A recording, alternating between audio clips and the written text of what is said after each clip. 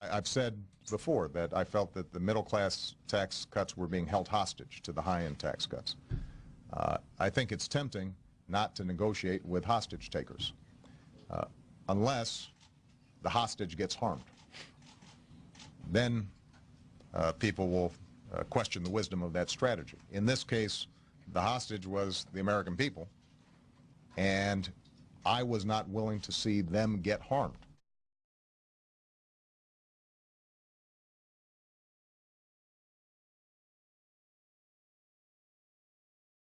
Will you vote to increase the debt ceiling?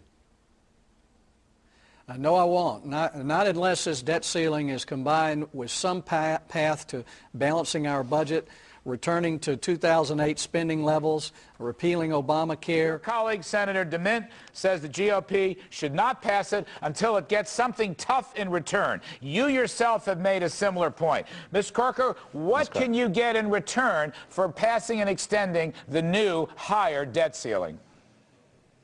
I hope we get two things. Number one, Larry, I think you know Washington well enough that we never have a plan, okay? We never know where we're going. We fight over the details, but we never have a plan that's taking us where we need to go. Our spending at the federal level in relation to our country's gross domestic product has been about 20.6% over the last 40 years. And I have a bill that will take us from where we are at about 24% down to that 20.6% as a construct where sequestration and other types of things happen if we don't take action. So I hope at a minimum we'll have something like that in place. And secondarily, that we will have gone ahead and taken one of those tough votes to really make those cuts begin to happen. So I hope we'll do two things. Have a construct, a plan that takes us where we need to go over a decade. And secondly, we'll go ahead and vote on some of those things like the Deficit Reduction Commission put forth to actually go ahead and make those cuts, do those now. Larry, if we don't do this now, over the next 6 months, phooey on us. The stars are aligned. We have this debt ceiling vote that's coming up. Now is the time for us to take action. The country is focused on this. This is our opportunity to do what needs to be done. The debt ceiling obviously is going to have to be increased if we're not going to default. So the question is, what do we get in exchange for that, and what kind of fiscal controls? Look, we don't think we have a revenue problem. Even keeping taxes where they are, revenues go back to their historic levels. What we have is a massive spending problem. That's the source of our problems.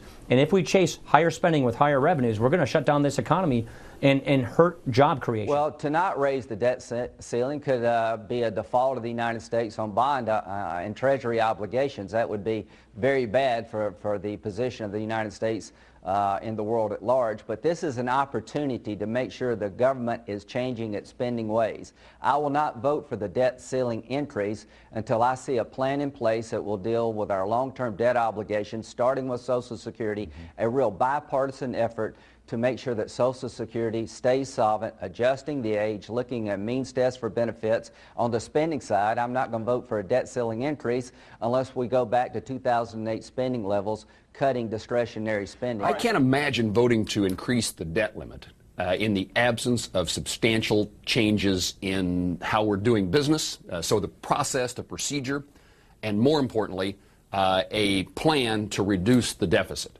In my opinion, it's leverage that I have as an elected official to finally hold us accountable, Congress, the House of Representatives, the Senate, the President, in getting us moving in the right direction in regard to deficits. Where do you stand on that, Congressman? Do you have a position on that? Well, if the vote were held tomorrow with no changes in where we are today, I would vote against it because I think we should use this as an opportunity to really begin to get our arms around the amount of federal spending. Look, we talk about not voting on the debt limit or not passing the debt limit. It could threaten the stability of the republic. I submit to you the level of debt that we're carrying right now does threaten the very fabric of our republic, and we'd better be serious about getting that under control. Does that mean cuts in discretionary spending? Absolutely. Does that mean cuts in so-called mandatory spending? Yes, and that is a place that we have to be prepared to go. I am waiting to see if there is with the degree of seriousness with which we're going to approach this. Just on face value, no, I don't want to expand the debt limit. I have voted for it in the past, and it was one of the worst things I ever did in my life. I will not go there willingly again, but at the same time, I do understand that this is our opportunity to really get some meaningful change in the way this country spends its tax dollars.